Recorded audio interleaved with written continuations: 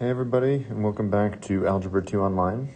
So in this video, I just want to do an example of a sine, cosine graph, and then I'm also going to do a secant and a cotangent graph in this video. Basically, it's just like a trig graphing review. The ones that you really want to make sure you know super well are sine and cosine, because secant and cosecant are based off of them. And then tangent and cotangent look very similar. The only difference is kind of the general shape of each one. So all of these I would expect that you can do without a calculator. And so I'll just kind of walk through how I would do that. So for the sine, cosine, and secant and cosecant ones, the first thing I would do is set up the period piece. So for the period in those graphs, you would always do 2 pi over b, and here b is just like 1, right? So the period here is truly just 2 pi. And kind of my rule is I always just expect students to graph like one period. So that's 2 pi, this is pi, that's pi over 2 then, and this is 3 pi over 2.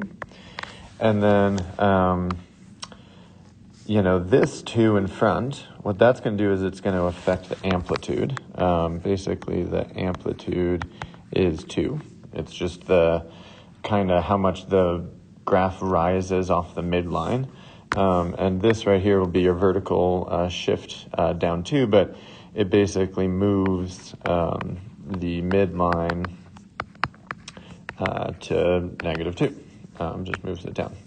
And so let's maybe just say that's -1, -2, -3, -4. And so, this is my midline of my graph. That's like this where I'm going to kind of center everything. And then I know the amplitude is 2, so I'm going to come, 2 off of this and 2 below this. And that's going to be kind of my wave like that.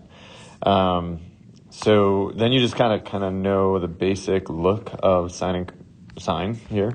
So sine is the one that kind of looks like, I'll just draw this and then I'll erase it in a second. But that's kind of what basically one period of sine looks like. So I'm going to just kind of do that here, but like with these other numbers factored in. So, this distance is 2. Whoops, we didn't go low enough. I'm sorry. I don't want to go down there. Looked a little funny. So this distance is 2. So you're going up 2 and kind of down 2, right, off the midline. I'm going to get rid of that too. So this would be one period of the graph, right? That would be 2 sine x minus 2. All right. So this one, pretty similar. I want to graph cosine of pi x over 2 minus 3. And I'd still start with the period, do 2 pi over b, but here b is something interesting. It's pi. So those will cancel, and the period's going to be 2. And so let's say that's 2, 1, 1 half, and then 3 halves.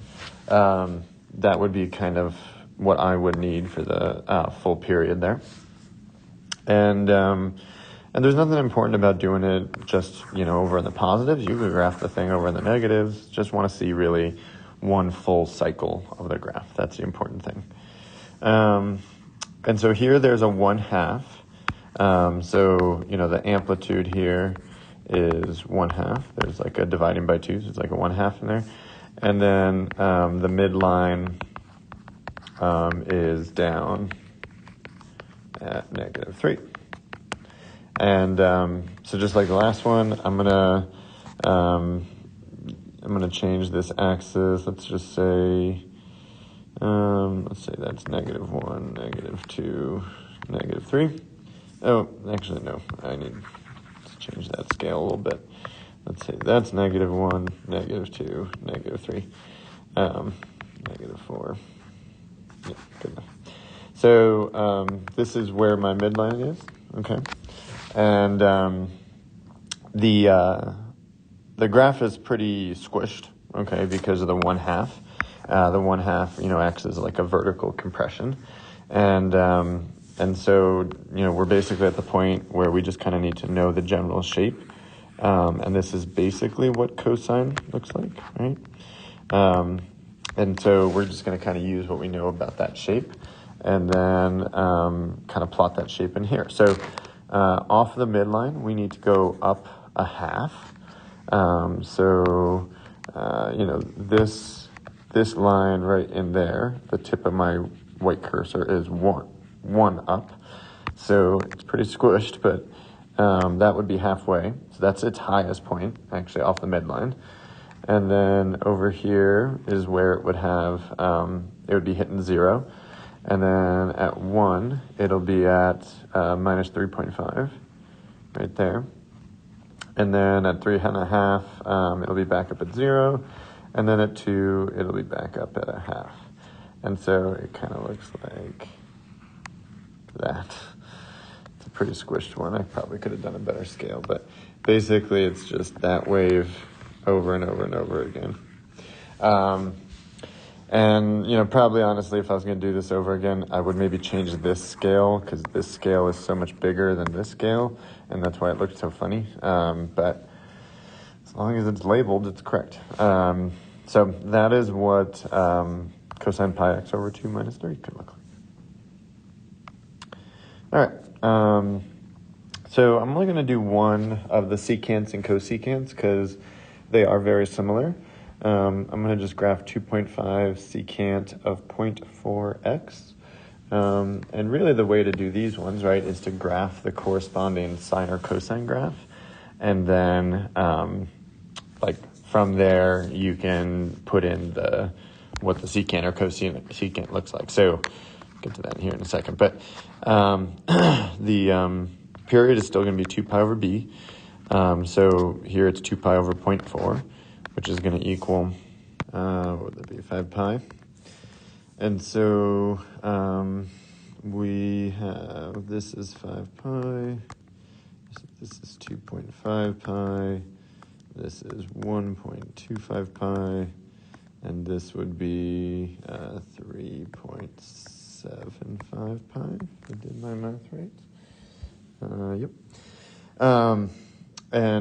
So that's what I would need to see a full cycle of it. And then really what I'm going to do is I'm going to graph 2.5. Remember, the first letter is always going to be opposite what the corresponding function is. So secant is the reciprocal trig function to cosine. So I'm going to graph 2.5 cosine 0.4x first, and then from that I can get kind of what secant looks like, the corresponding secant. So really all you got to do is you got to affect the amplitude. The amplitude's going to be 2.5. There's no shift up and down, unlike the last problem. So, really I just need to go up to 2.5 and down to, let's actually make this a little bit bigger, because, let's just do it, that's fine. I'm just going to do 2.5 and negative 2.5. And then, just like in the last one too, we need to know what this kind of general shape is for cosine. So we're starting up here and we're kind of coming down and going back up there. So this graph, what that's going to look like is going to go through that point, that point, that point, that point, and then back up. So it's a pretty good one. So that's basically one period of what that thing looks like. And that is 2.5 cosine of 0.4x.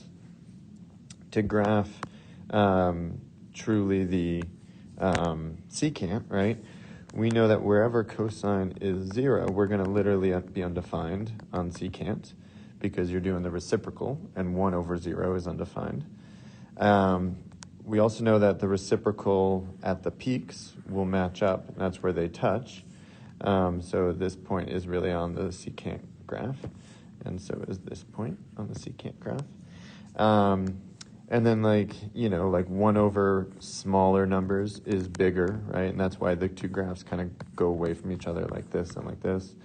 And so really the blue is the answer. So when you do these on like a test or quiz, you can say, like, if you have colors, it's really easy. You can say like blue is the answer, something like that.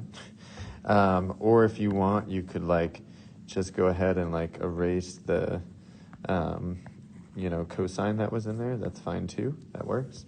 Somehow you got to make it clear that just this graph that's remaining is the final answer, basically. So, yeah, that is what 2.5 secant of 0.4x would be.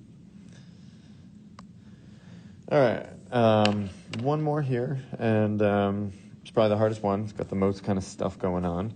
I want to graph 4 cotangent of pi over 8x minus pi over 2, all of that stuff minus 2. First thing I would do is just factor out the pi over 8. So I would get this. And that is nice because now I can see my,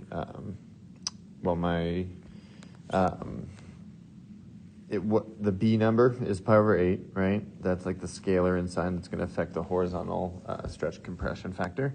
And then now that I've factored it out, I can also see the shift to the right 4 that's going on, okay? And it's always good to just check that you've done that factoring correct. If you multiply it in, you better get that. And certainly 4 divided by 8 is 2, so, or 1/2, So this is the thing I've got to graph. And, what I might do first is kind of as a stepping stone, figure out the period. And unlike sine, cosine, secant, and cosecant, the period for these is not 2 pi over b, but just pi over b. And b is pi over 8 here. And so if you do that out, right, if you do pi divided by pi over 8, really what we're doing is you can think of it as multiplied by 8 on top and bottom, and then you would get 8 pi over pi, and the pi's cancel, and you get 8, okay? So the period is 8, and so we've got, I think for this, I might do it like this. So this is 8, 16, negative 8, negative 16. And I'm doing that just because it's a little bit weird with the shift here. I just want to kind of give myself enough room to make sure that I can see, one full period. But I could fit a lot of this graph in here. And then what I probably would do next is just not try to do too much shifting around and stuff and just get like a base graph. So maybe graph 4 cotangent pi x over 8. So if I have this graph, right, what I can do with that is then just shift it left 4 and down 2, right? And in these problems, the tangents and cotangents, like I said, I don't really care about this vertical stretch factor.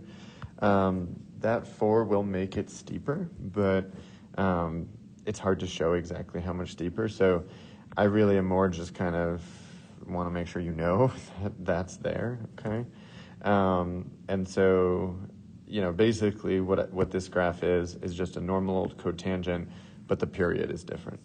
And, our basic cotangent is the one that the y-axis is an asymptote, and tangent goes like that kind of shape, but cotangent looks backwards, sort of. Cotangent comes down and will turn like that. So this graph would have a 0 at 4, like halfway in between 0 and 8, and then it would kind of come down like that with asymptotes here and here. And it'll just keep doing that here and here and here and here, right? And then we just need to go ahead and move that thing 4 to the left. Sorry, that's minus 4. 4 to the right, and then down 2. And so, that's not too bad because you really just can move 1 point around and then just keep that shape, right? So if I move this graph this point, right? If I move it 4 to the right, I go from 4 to 8, right? And then I'm down here at negative 2, right? And so that's the point I'll have, but the period is still, it takes up this much space, right? So this asymptote moves over to here, this asymptote moves over to here, and so it'll kind of be like right there. I'm going to get rid of this graph now because I don't, want it cluttering my answer, basically. Again, we took this point that was here, moved it over here, and then down 2. So the final answer, I guess my OCD, I want to graph it in green. I'm going to put it right here. And then there's an asymptote at negative 4, another one over here at 12, or did I say negative 4? Over at 4, and another one at 12. There is one over here at negative 4 and negative 12, but, and then it's just, coming down. And again, the 4 in front here makes it actually a little steeper by a factor of 4 compared to a normal cotangent, but it's hard to show that. So really, if you know the general shape, you'll be good. And it's just gonna, do that over and over and over again. So, there'd be another one kind of over here, and there'd be another one over here, but we don't need to show all those. And so that's it. And really, tangent's similar, except, again, tangent is symmetric with the y-axis. And, well, it's not exactly symmetric, but it crosses over the x-axis, or y-axis. Its asymptotes are at negative pi over 4 and pi over 4 before you do any stretching, compressing kind of stuff. And the other big difference is tangent kind of comes up, goes through the origin, and then keeps going up. So that's like a normal tangent. So the shape is kind of flipped around. And that is kind of it as like a trig graph review here.